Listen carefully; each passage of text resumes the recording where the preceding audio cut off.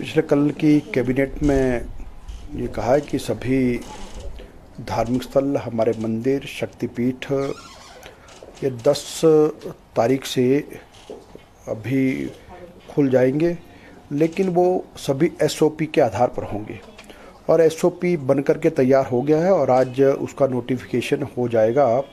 और उसके पश्चात यह है कि सामाजिक दूरी के नियमों का पालन करते हुए, फेस कवर इत्यादि का ध्यान रखते हुए, सैनिटाइजेशन का अरेंजमेंट देखते हुए और ऐसी सब बातों का ध्यान रखते हुए जो है इन स्थानों को प्रारंभ किया जाएगा।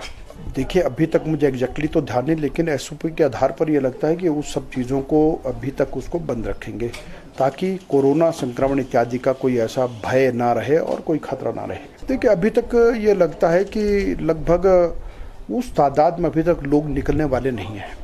और इसलिए अभी तक तो यह है कि आम नागरिक के अंदर भी यह है कि हमको कोरोना से बचना है और इसका ध्यान रखना है। इसलिए लोग स्वयं भी उसका, और जहाँ तक सरकार के माध्यम पर है, मैंने कहा कि हम भी सारे नियमों का पालन प्रॉपर वे में करेंगे और ताकि कोई ऐसा खतरा ना हो। और अभी तक ये भी लगता है कि बाहर से आने वालों की जो है वो अभी तक कम तादाद रहेगी।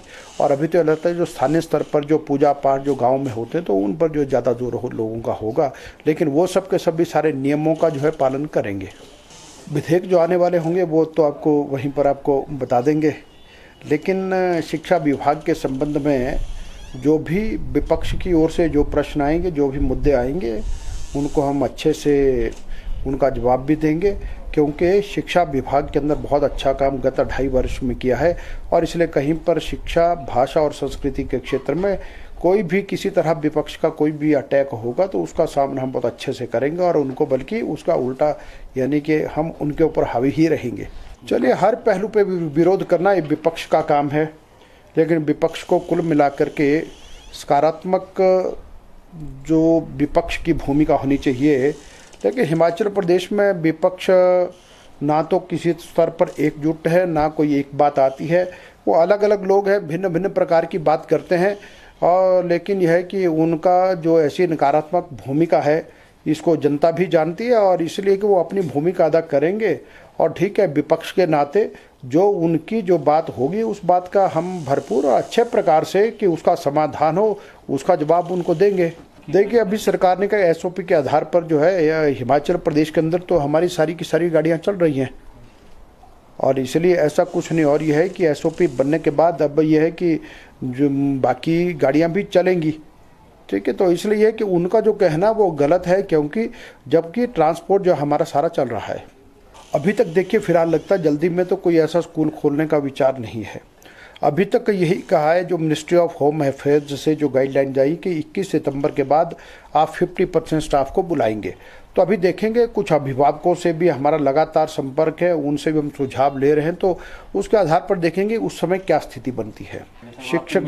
शिक्षक दिवस पर मैं प्रदेश के और देश के सभी शिक्षक बहनों भाइयों को बहुत बहुत बधाई देता हूँ। आज ये उनका दिन है, और लेकिन जिस धूमधाम से हमको इसको मनाना था, कुछ ऐसे भी कारण रहे जिससे नहीं हो पाया। और दूसरा यह है कि कोरोना ने बहुत चीज़ों को रोका है और इसलिए अभी हमने 3 बजे रखा है कि हम हिमाचल प्रदेश के लगभग 1000 शिक्षकों से बातचीत करेंगे।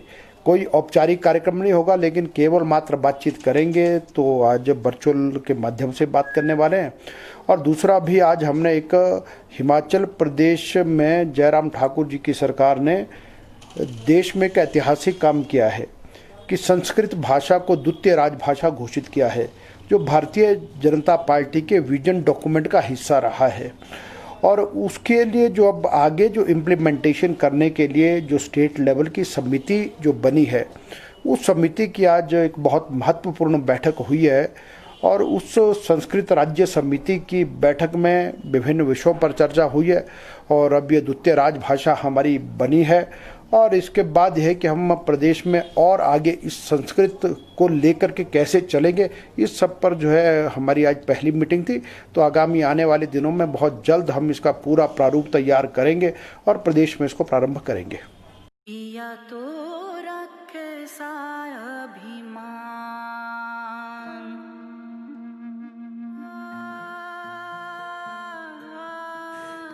घर से दूर होकर भी दिल को हमेशा यह एहसास रहता है, उनका प्यार और फिक्र हमेशा मेरे साथ रहता है।